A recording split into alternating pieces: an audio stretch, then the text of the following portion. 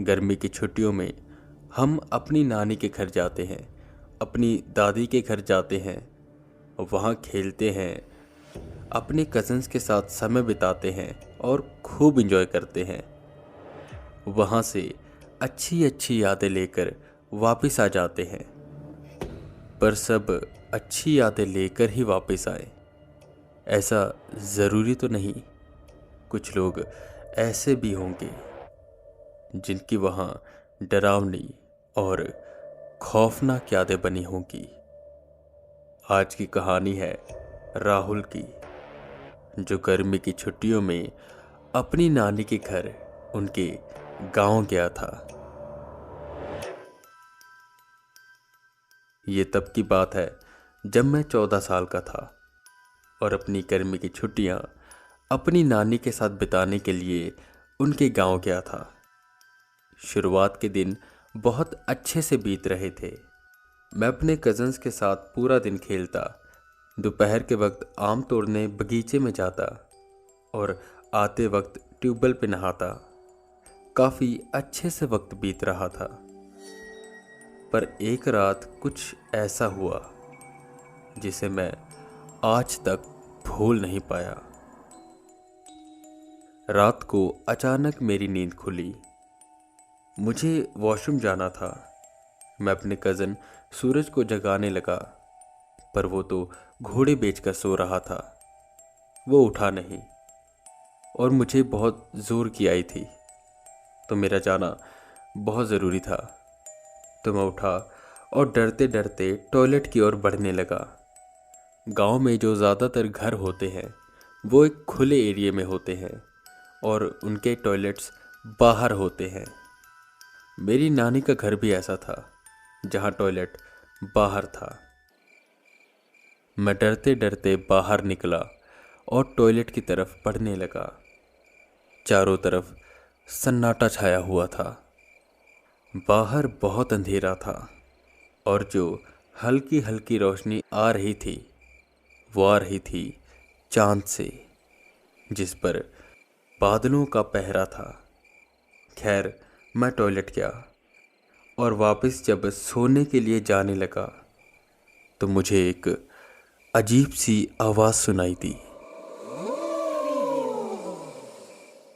ये आवाज़ जानवर की नहीं लग रही थी, बहुत डरावनी सी आवाज़, जिसे सुनकर मैं बेहद डर गया और तेजी से कदम आगे बढ़ाने लगा। टॉयलेट और मेन गेट के बीच एक नीम का पेड़ था। मैं उस पेड़ के पास जैसे ही पहुंचा, मुझे वो आवाज़ और साफ साफ सुनाई देने लगी। मैं डरते डरते इधर उधर देखने लगा, पर वहां कोई नहीं था कि तभी मेरी नज़र उस पेड़ की एक डाली पर पड़ी, जहां कुछ हलचल हो रही थी। मैंने गौर से देखा और जो देखा उससे मैं एक पल के लिए थम गया। उस डाल पर एक शख्स उल्टा लटका हुआ था।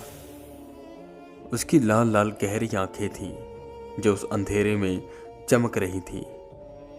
उसकी वो नज़रें बस मुझे ही देख रही थी। मैं चाहकर भी भाग नहीं पा रहा था, जैसे जैसे मुझे किसी ने जकड़ लिया हो। और तभी वो मेरी ओर लपका।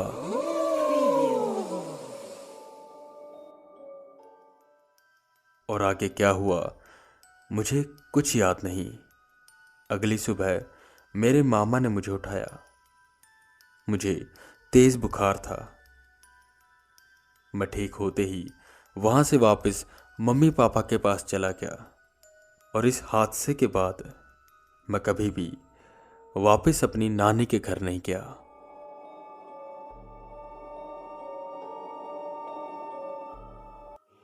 क्या आपके साथ कभी ऐसा हुआ है कि आप अंधेरे कमरे में हो और ऐसा लगे कि कोई आपको देख रहा है, किसी के ना होते हुए भी आपको किसी की मौजूदगी का एहसास हो?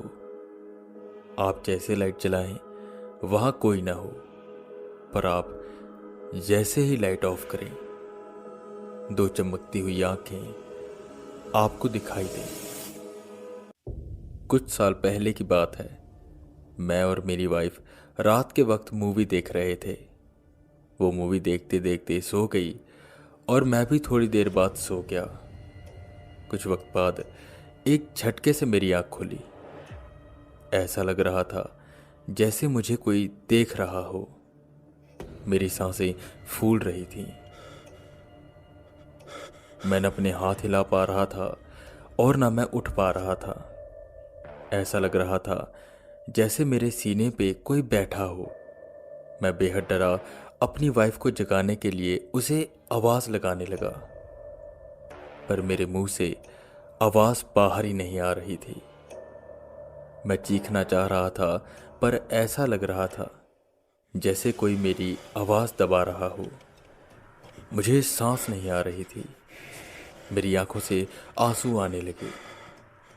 मैं हाथ पैर हिलाने की पूरी कोशिश कर रहा था, पर कुछ हो ही नहीं रहा था। मैंने अपने शरीर की पूरी ताकत लगाते हुए अपने सिर को ऊपर किया, जहां अंधेरे में मुझे दरवाजे के पास दो लाल गहरी आंखें दिखाई दी, जो मेरे देखते ही वहां से गायब हो गई। मेरी वाइफ मुझे आवाज देकर उठा रही थी। मैं एकदम से हांफता हुआ उठा। उसने बताया कि मैं सोते हुए चिल्ला रहा था और रो रहा था। मैं गहरी सोच में डूब गया कि जो मेरे साथ हुआ वो सच था या सपना। क्या आपके साथ भी कभी ऐसा हुआ है?